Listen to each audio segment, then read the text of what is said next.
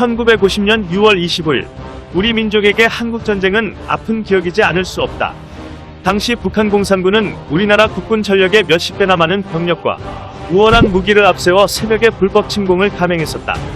남북 군사력의 차이로 패전에 가까운 모습을 보였으나 연합군의 참전으로 휴전할 수 있었다. 현재 북한보다 군사비가 34배나 많은 우리나라. 71년이라는 세월이 흐른 지금 당연히 북한쯤이야 이기지 않겠는가.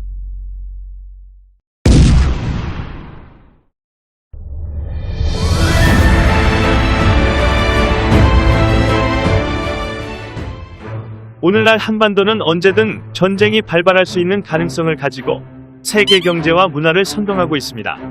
절대적인 예측이라기보다 눈에 보이는 수치와 국방부 평가, 언론의 보도 내용으로 남북의 군사력을 살펴보겠습니다.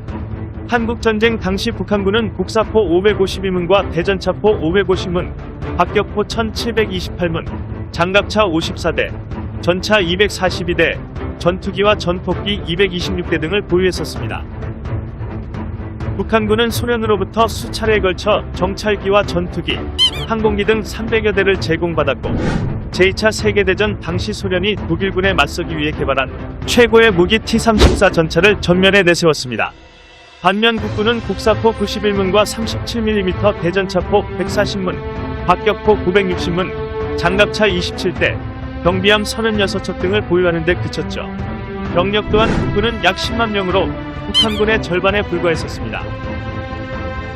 눈으로만 보이는 병력의 수치는 엄청난 차이였으며 막대한 병력이 새벽에 기습공격으로 넘어오자 국군은 별다른 방법이 없었을 것입니다.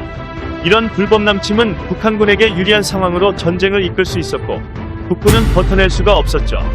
경제력만 놓고 봐도 당시 북한이 남한보다 더 잘 사는 국가였으며 소련과 중국의 공산당으로부터 절대적 지원을 받는 등 감당할 수 없는 차이를 보였습니다. 하지만 미국을 필두로 한 연합군의 참전은 전쟁의 역사를 새롭게 만들어버렸죠.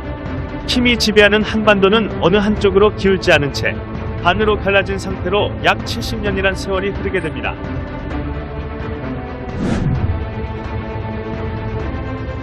오늘날의 한반도의 남쪽 군사력과 북쪽 군사력은 어떤 상황일까요?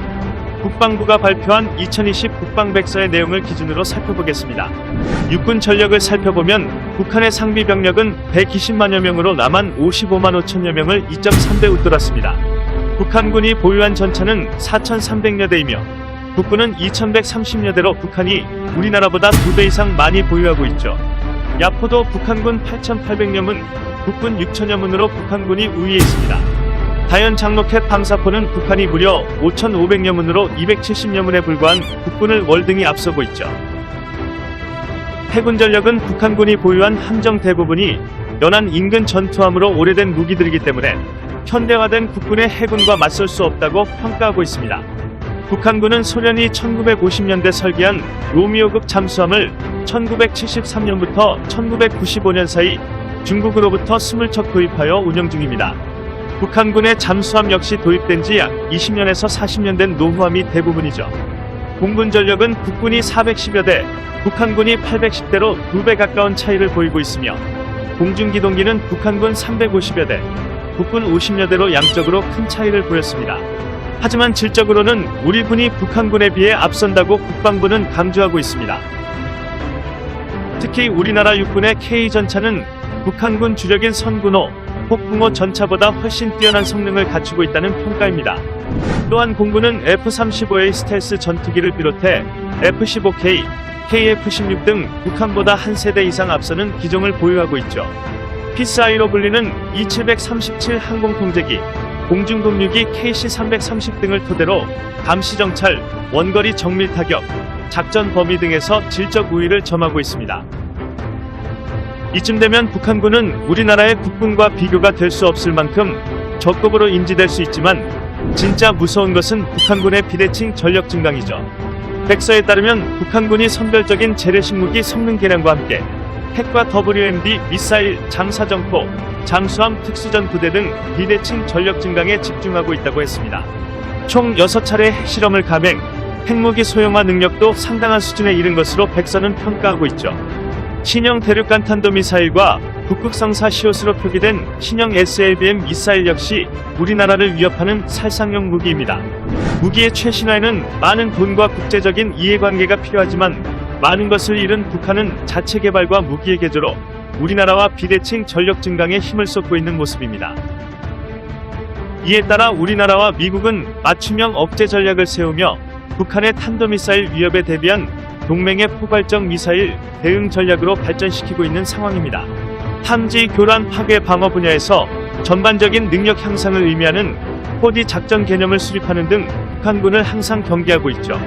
1950년도의 아픈 상처를 다시는 되풀이하지 않기 위해 우리나라와 국제사회, 미국 등은 철저한 대응과 감시로 북한군의 어떠한 도발에도 굴하지 않으려 노력하고 있습니다. 세계 군사력 6위에 랭킹된 우리나라의 놀라운 군사력이 예전과 다르다는 것을 북한 공산당에 똑똑히 보여주고 있죠.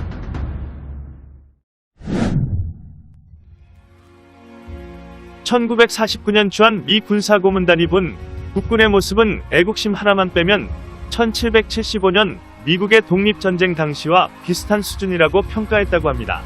한반도 상황에 최적화된 전략 개념을 수립하고 국군과 동맹군의 지속적인 북한군 감시를 소홀히 하고 있지 않으며 어떠한 상황에도 북한군을 저지시킬 수 있는 능력을 보유하게 된 우리나라는 놀라운 힘을 발전시키고 있습니다.